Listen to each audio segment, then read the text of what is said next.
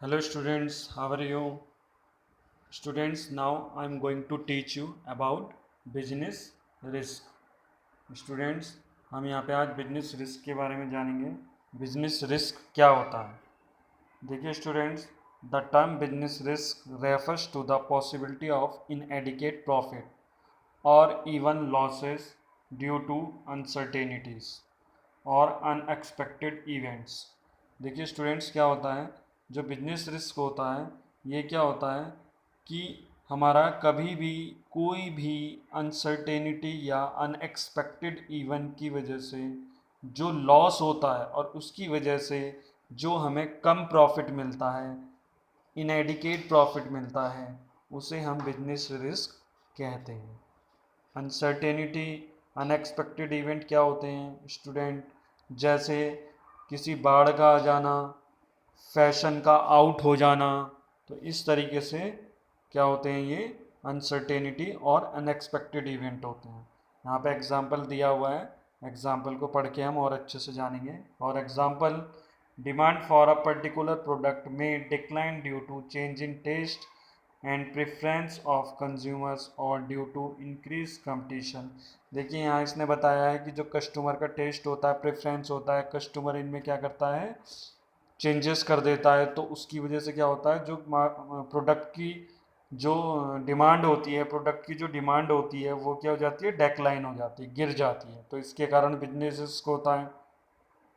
या कोई कंपटीशन हो, increased competition from other producers, या कोई दूसरा प्रोड्यूसर्स क्या है, गुड्स को बनाने लगे, तो क्या होगा, तो भी हमारा बिजनेस रिस्क होगा, हमारा जो मार्केट में प्रोडक्ट है वो कम बिकेगा। ठीक है स्टूडेंट्स।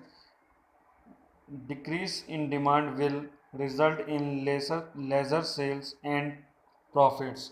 जब डिमांड कम होगी तो स्टूडेंट ऑटोमेटिक हमारा जो प्रॉफिट है वो घट जाएगा। In other situation the shortage of raw materials in the market में सूट अप इट्स प्राइस।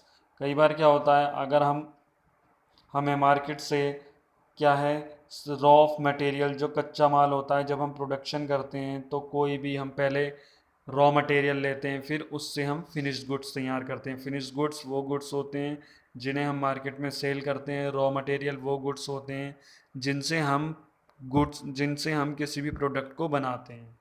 ठीक है स्टूडेंट्स। जैसे एक एग्जांपल मैं आपको दे दूं, अगर आपका फर्नीचर का बिजनेस है तो आपके लिए जो वुड है, जो लकड़ी है, पेड़ हैं, ठीक है, वो आपके लिए क्या होंगे, रॉ मटेरियल। उससे आप फिर फर्नीचर बना के मार्केट में सेल आउट करते हो। तो स्टूडेंट्स यहाँ पे हम देखेंगे आगे, the firm using these raw materials will have to pay more for buying them. जो फर्म होती है वो क्या करती है, अगर मार्केट में रॉ मटेरियल कम हो जाता है तो वो क्या करती है, उसी रॉ मटेरियल के लिए उन्हें बहुत ज़्यादा पे करना पड़ता है खरीदने के लिए।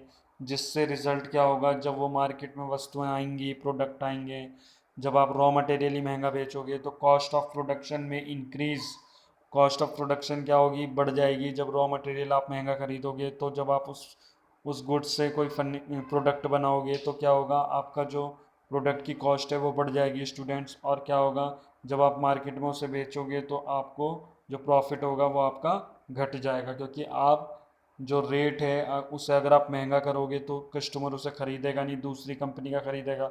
और उसे अगर कम कम में बेचोगे तो आपने महंगा रॉ मटेरियल खरीदा है और उसे आप क्या करोगे, कम में बेचोगे, तो आपको प्रॉफिट कम होगा। तो यहाँ पे थोड़ा सा बिजनेस रिस्क होता है, जो क्या होता है, अनएक्सपेक्टेड इवेंट और अनसर्टेनिटी के द्वारा होता है। ये किस वजह से होते हैं, ड्यू टू चेंजेस और इंक्रीज कंपटीशन, इसकी वजह से होते हैं स्टूडेंट्स। ठीक है, तो यहाँ पे ये आपको टॉपिक समझ आया होगा स्टूडेंट्स। वीडियो को लाइक, कमेंट एंड चैनल को सब्सक्राइब करें। Okay students, thank you.